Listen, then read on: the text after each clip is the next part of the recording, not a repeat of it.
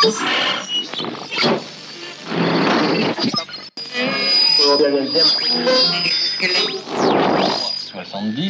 deuxième était le... Emmanuel Macron s'est enfin lancé dans sa drôle de campagne. En chef de guerre dans un climat de tragédie en Ukraine et de risque de guerre totale en Europe, il va devoir laisser de la place au débat démocratique dans les semaines qui nous séparent des deux tours de la présidentielle. Or, le chemin est encore long d'ici le 24 avril, même si les circonstances lui donnent un avantage certain, qu'il ne se prive pas de mettre en scène, aux grandes dames de ses concurrents. En brandissant le thème de la puissance, il se voit en leader de l'Europe de demain qui doit nous garantir l'indépendance face aux turbulences du monde. Quelle drôle d'ambiance pour une entrée en campagne présidentielle. La perspective d'une guerre totale plane sur l'Europe, mais les responsables politiques français ne semblent pas réellement prendre la mesure de la situation.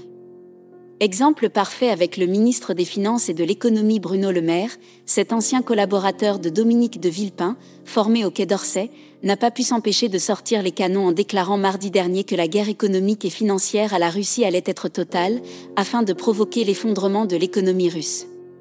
Ces paroles guerrières interviennent au moment même où la diplomatie française annonce vouloir entamer une désescalade autour du conflit ukrainien.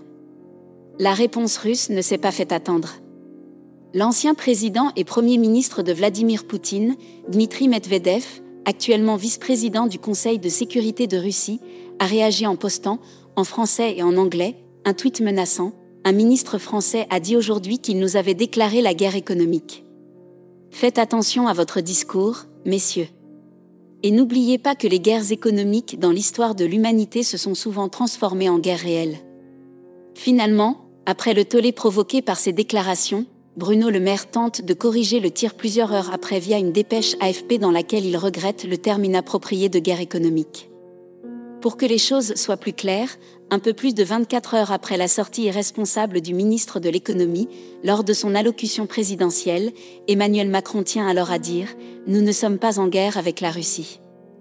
Le président français rappelle à cette occasion qu'il a toujours cherché le dialogue avec son homologue russe depuis le début de son quinquennat. « Je resterai en contact autant que je le peux et autant que c'est nécessaire avec le président Poutine ». Dans cette intervention empreinte de solennité, le président français tente pourtant de dramatiser la situation alors qu'il est alors à deux doigts d'annoncer sa candidature à l'élection présidentielle. Il dit, notamment, à ce retour du tragique dans l'histoire, nous devons répondre par des décisions historiques. Ce retour du tragique, Emmanuel Macron, ce n'est pas la première fois qu'il l'annonce dans ses interventions, discours et écrits. À plusieurs reprises, il a expliqué, comme s'il s'en félicitait et voulait en tirer parti, l'histoire en Europe redevient tragique. À l'épreuve des événements, cette intuition se révèle particulièrement juste. Pour le président français, qui excelle dans son rôle de président, la bascule de l'histoire et du monde à laquelle on assiste lui permet enfin de se hisser à la hauteur des grands hommes, ces destins qui pouvaient éclore quand l'Europe faisait encore la grande histoire, ces grands hommes chers à Hegel, un philosophe qu'il a étudié dans sa jeunesse. Dès août 2017, dans une grande interview au Point, il en appelle au retour de l'héroïsme. Cette remarque fait étrangement écho à l'heure où les médias occidentaux saluent avec force l'héroïsme du président ukrainien Zelensky. Le magazine Le Point justement présente ce dernier sur sa couverture comme le héros de la liberté, lui qui fut raillé à ses débuts en politique comme un médiocre acteur qu'il était dans une autre vie. Chez Emmanuel Macron, de nombreux commentateurs l'ont relevé, il y a également un grand talent de théâtre. Depuis son adolescence, la figure du héros lui parle à travers la littérature qu'il aime alors dévorer. N'a-t-il pas écrit un roman picaresque, Babylone, dans lequel il racontait l'aventure d'Hernán Cortés, le conquistador espagnol qui s'est emparé de l'Empire aztèque ?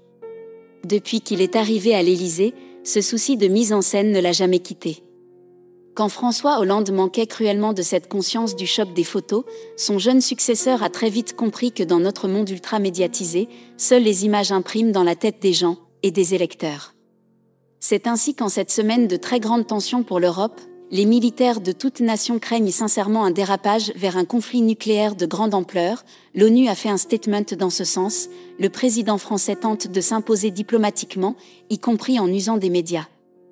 Jeudi, on apprenait ainsi, via l'Élysée, qu'il avait eu longuement au téléphone le président Poutine, durant 1h30. À la fin de cet entretien, le château n'a pas hésité à dévoiler une partie des échanges et à exprimer la forte inquiétude du président français qui estime désormais que le pire est à venir. Des paroles étranges, là encore, lorsqu'on souhaite instaurer un climat de désescalade. La communication de l'Élysée est allée jusqu'à faire publier dans la presse une partie du verbatim de la conversation. On découvre alors qu'Emmanuel Macron tutoie son homologue russe et qu'il a invité ce dernier à cesser de se mentir. Déclarant « Tu te racontes des histoires, tu cherches un prétexte dans tous les cas.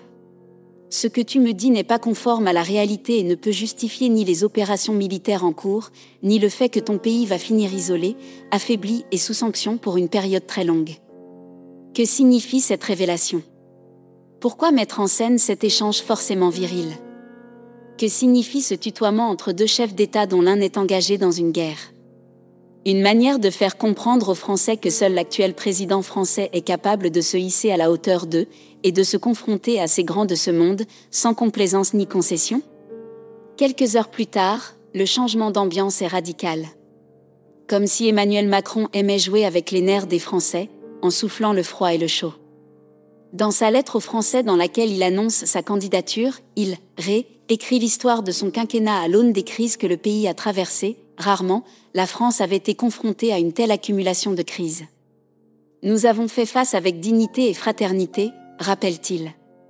Cette présentation des choses lui permet de jouer avec le tout-ce-vaut de l'époque, mettant sur un même plan le mouvement des Gilets jaunes et la pandémie.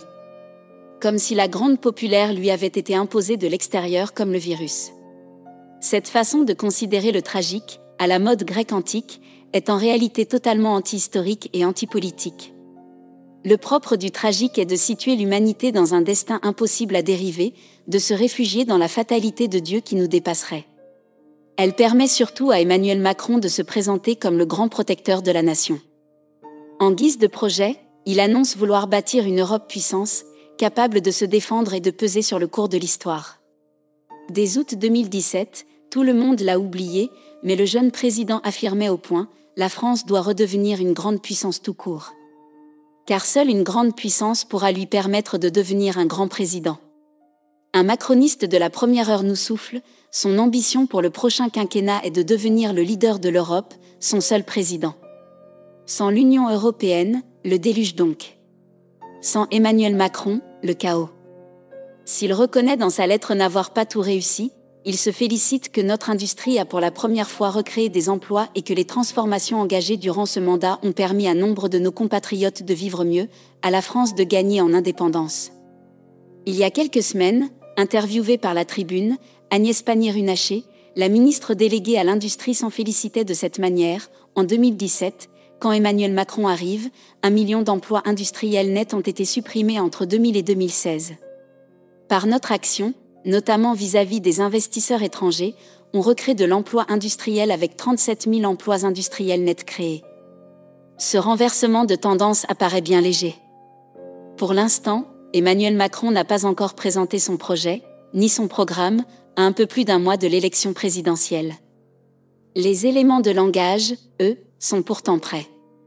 La députée LREM Aurore Berger expliquait ainsi dès ce matin sur RFI, « La transformation du pays que nous avons entreprise dès le début du mandat nous a permis de protéger les Français, d'affronter et de surmonter les crises. C'est avec ce bilan que le président s'engage dans cette campagne. » Cette habileté sémantique ne pourra pas pourtant faire l'économie d'une grande explication auprès des Français avant les votes fatidiques de la présidentielle. Et comme le rappelait, dès 2017, l'historien François Hartog, celui qui aime bien être présenté comme le maître des horloges, mobilise-t-il et illustre-t-il uniquement le kéro grec, celui qui est saisi du moment favorable, fait appel à la métie, mais n'ouvre nullement un nouveau temps? En 2017, Emmanuel Macron nous promettait un nouveau monde. Qu'en sera-t-il en 2022? Marc Andewelde.